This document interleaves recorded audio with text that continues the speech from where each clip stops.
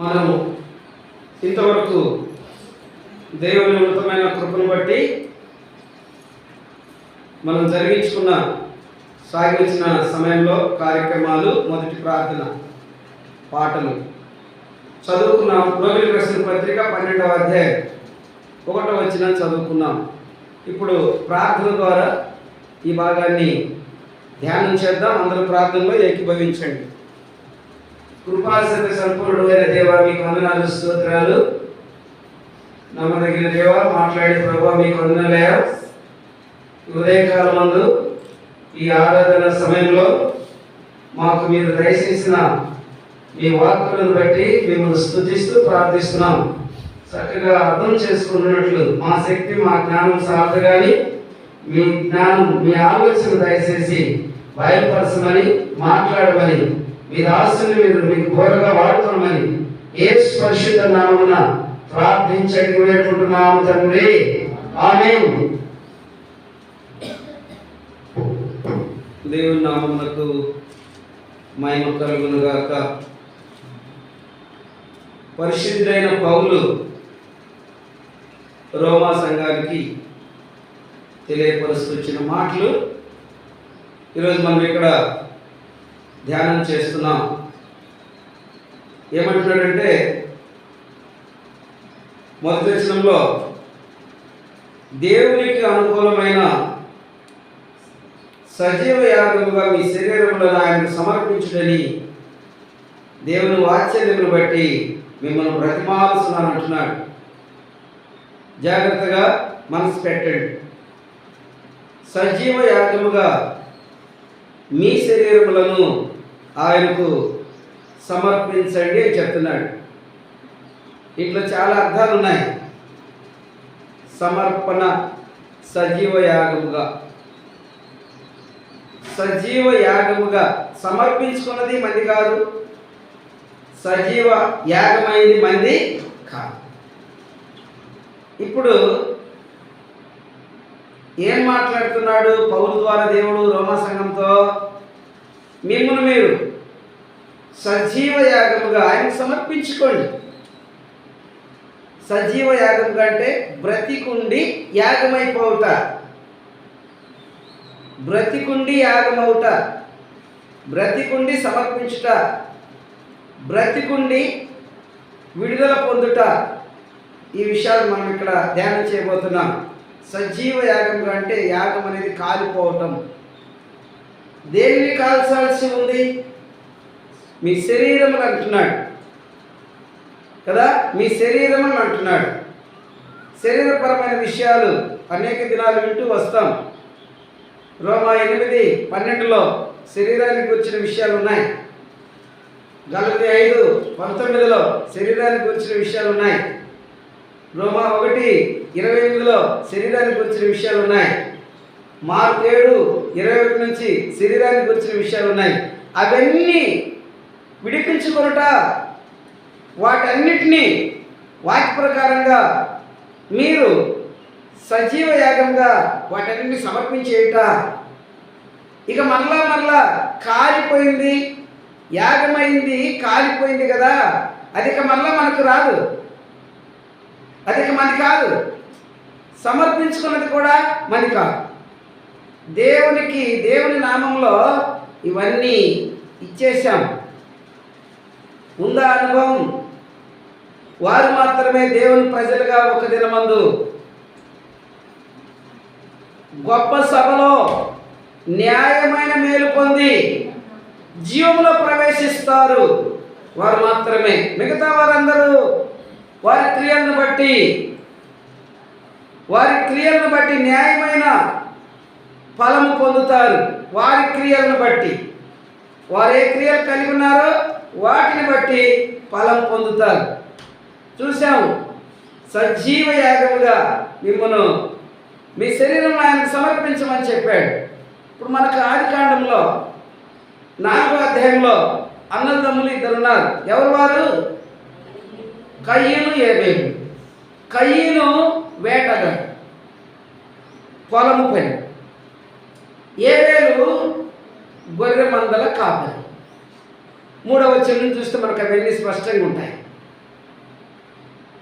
కయీను తన సాంపాద్యంలో కొంత తెచ్చి దేవునికి అర్పించాడు. ఏబేలు తన మందలో కొన్నిటిని తీసుకొచ్చి దేవునికి అర్పించాడు. అర్పించిన అర్పణ కూడా నీ స్వబుద్ధిపరమైనదిగా ఉండకూడదు, మన ఆలోచన ప్రకారమైనదిగా ఉండకూడదు. మన ఆలోచన ఏంది? ఏదైతేమిలే, ఎట్టయితేమిలే, ఏదో ఒకటిలే, ఏదో కొంత అన్నట్టు ఉంటుంది. కాల్చివేయండి, సమర్పించినట్టు ఇంకంత ఇంకేం మిగిలిలేదు. ఎప్పుడైతే సామెతలు 3, 5, 6 ప్రకారంగా దేవుని అధికారములకు ఒప్పుకున్న వారైతే వారి జీవితంలో సంపూర్ణ సమర్పణ ఉంటుంది. ఎలా అంటే ఇప్పుడు మనము ఆదికాండము 8వ అధ్యాయము 20వ వచనం చూద్దాం. చూడండి, 19 నుంచి అయితే చాలా ఎక్కువ విషయాలు ఉంటాయి. 20 చదవండి. ఆదికాండము 8వ అధ్యాయము 20వ వచనం చదవండి.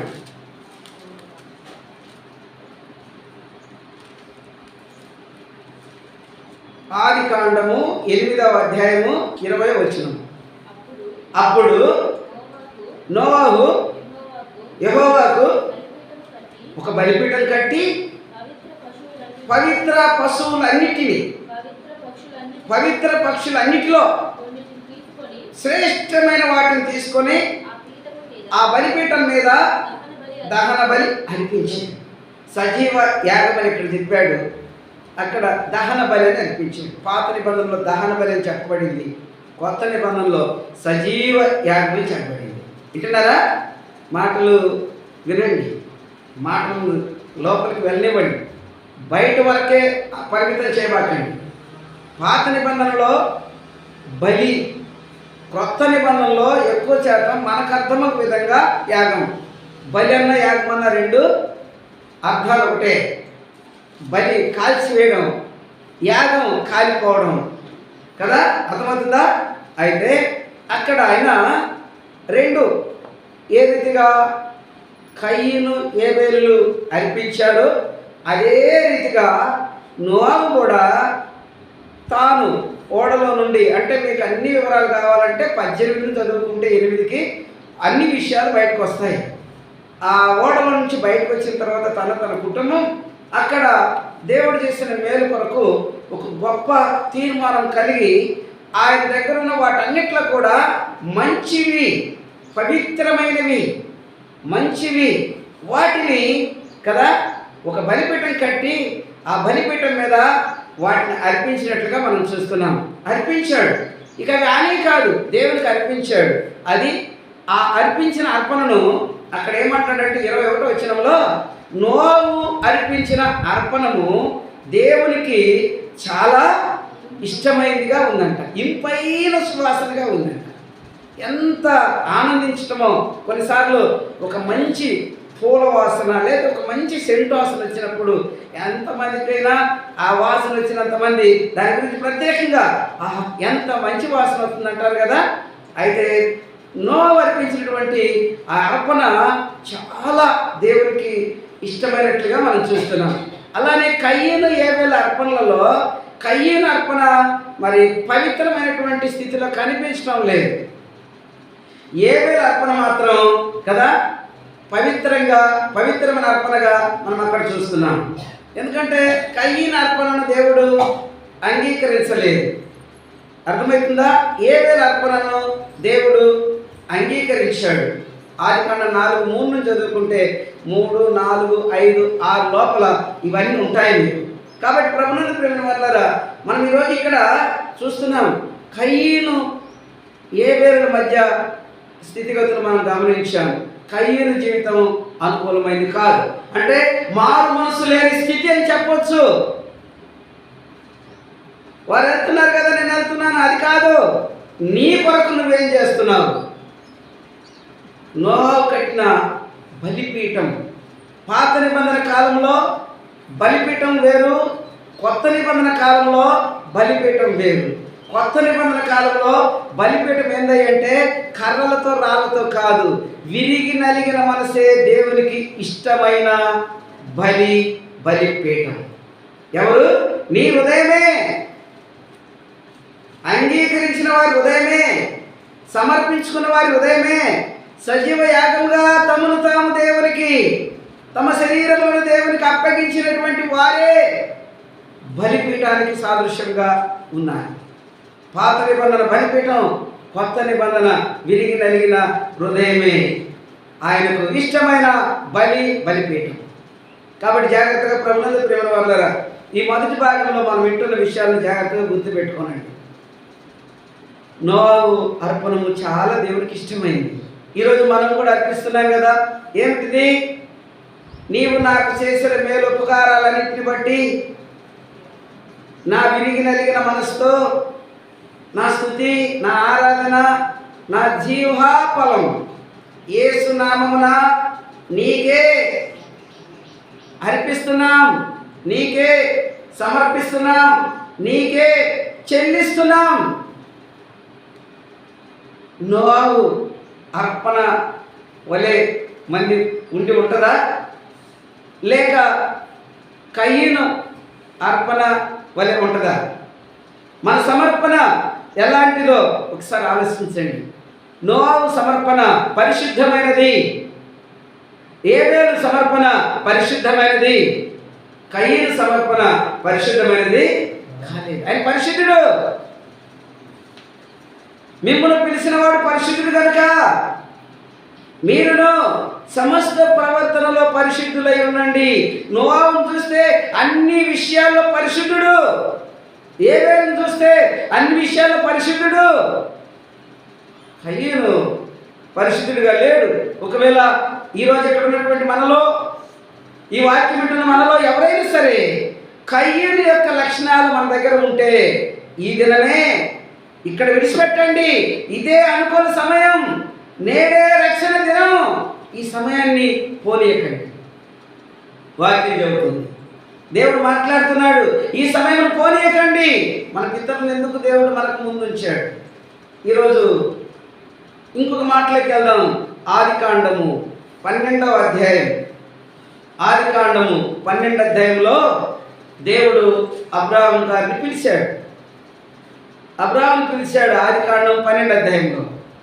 ఆయన సమర్పణ ఎలాంటిది తెలిసిన? వింటున్నారా? వాక్యం వినండి. జీవితంలో ఈ వాక్యమును జీవితం యొక్క నడవడికలు అలవరుచుకోండి.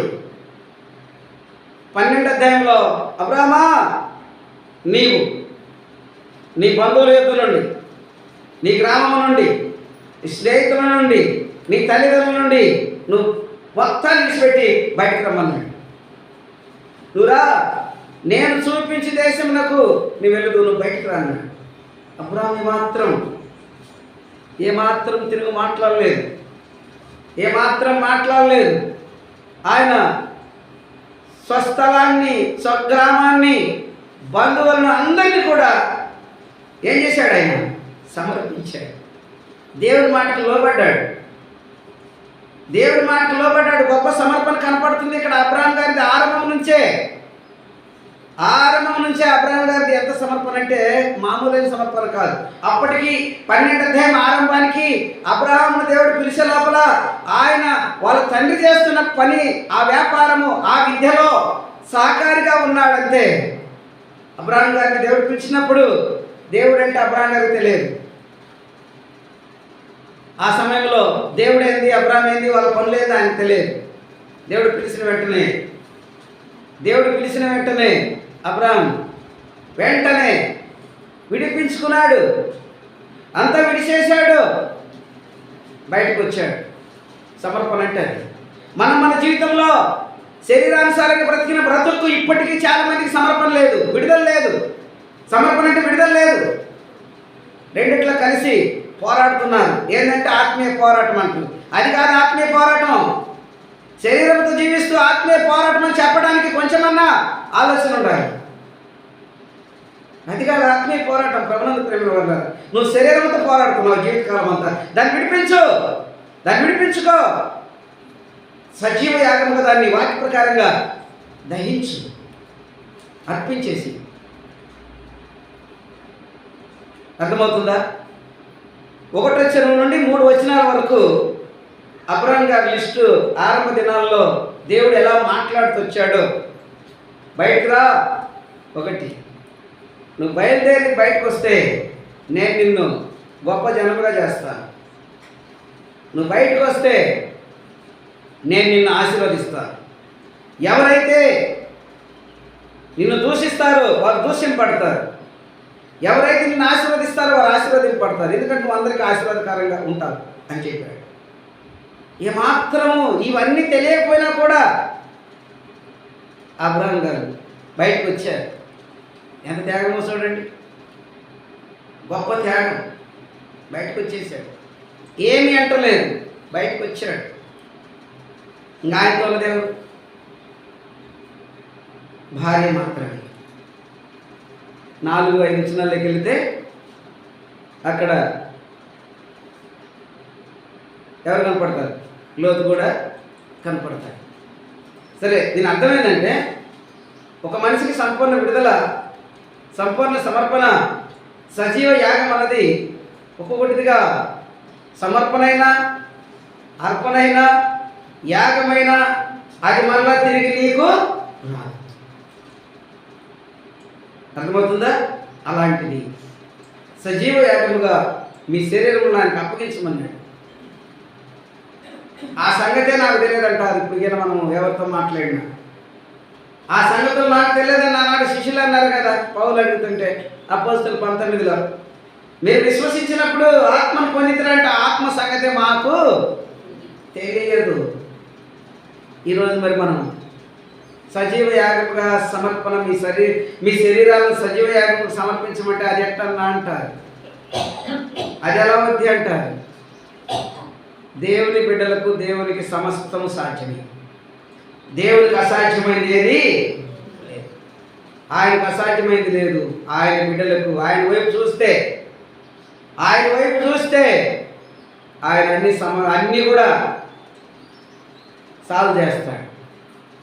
ఏ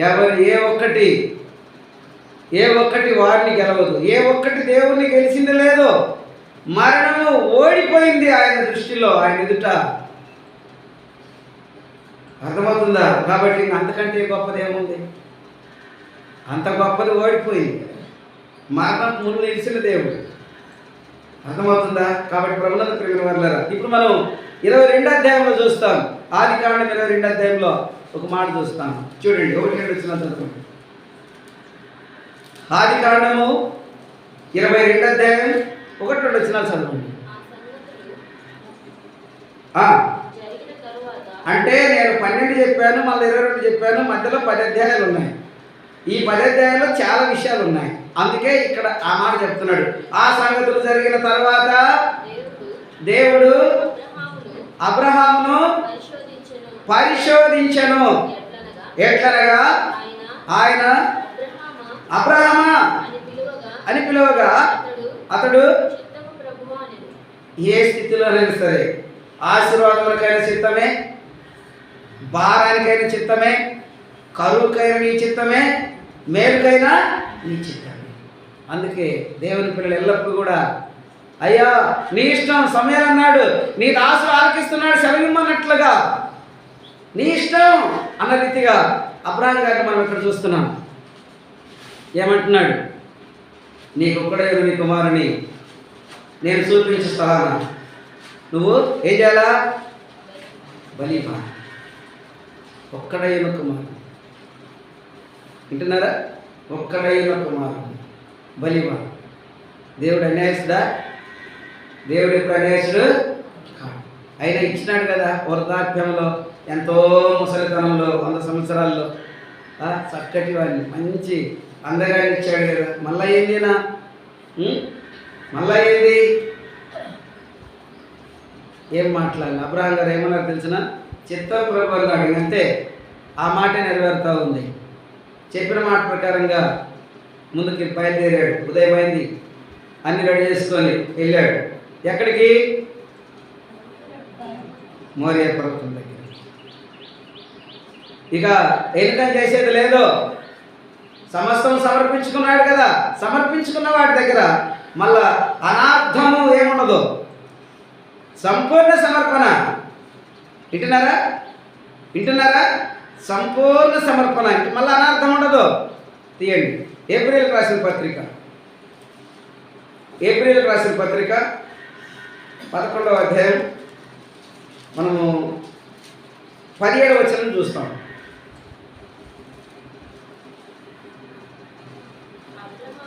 అబ్రాహాము శోధింపబడి విశ్వాసమును బట్టి ఇస్సాకును వింటున్నారా? విశ్వాసమును బట్టి తేరుకోండి, మేలుకోండి.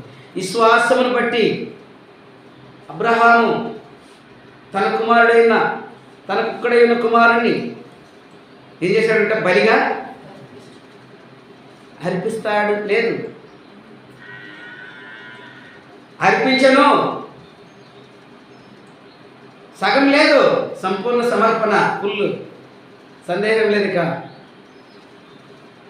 అర్పించను. ఎవరు అంగీకరించగలుగుతారు ఇలాంటి మాటలు? నీ చిత్తం ప్రభు అన్నవాడు ఆఖరి దాకా నీ చిత్తం అంటున్నాడు అంతే. అక్కడ చెప్పాడు కదా ఆదికాండం 12లో ఆ 2 వచ్చిన లాస్ట్లో, నీ జనమును నేను విస్తరింపజేస్తాను అన్నాడు. 12 కళ్ళు వచ్చి ఒక కుమారుని ఇచ్చి అని నాకు మళ్ళీ బలియమన్నాడే, ఇదేంది అని సంకోచాలు, సందేహాలు, అటు ఇటు ఏమీ మనసులో పెట్టుకోలేదు. ఈయన దేవుని మాటే, ఈయన గట్టి పట్టుదలతో దేవుని మాట మీద నమ్మకం ఉంచినవాడు కాబట్టే కదా భూప్రపంచంలో ఎంతమంది విశ్వాసులు ఉన్నారో వారందరికీ విశ్వాసపరంగా తండ్రి ఎవరు? అబ్రహాం. విశ్వాసులకు తండ్రి అంటే అంత గొప్ప నమ్మకం కలిగిన వాడు, విశ్వాసులకు తండ్రి. ఇక్కడేం రాశాడు? విశ్వాసమును బట్టి ఇస్సాకును బలిగా అర్పించను, ఎవడి వాగ్దానము సంతోషంతో అంగీకరించును ఇస్సాకు వలన నైనది నీ సంతానం అనబడును అని ఎవరితో చెప్పబడినో అబ్రాహాము మృతుల సైతము లేపుటకు దేవుడు శక్తివంతుడని నమ్మాడు. అది మృతుల సైతము లేపగలిగిన వాడు దేవుడు, అంత శక్తివంతుడని అబ్రాహాము నమ్మాడు. ప్రభునందు ప్రేమైన వారులారా, ఈ దినము నీవు నేను మనం కలిగి ఉన్నటువంటి విశ్వాసం ఎంత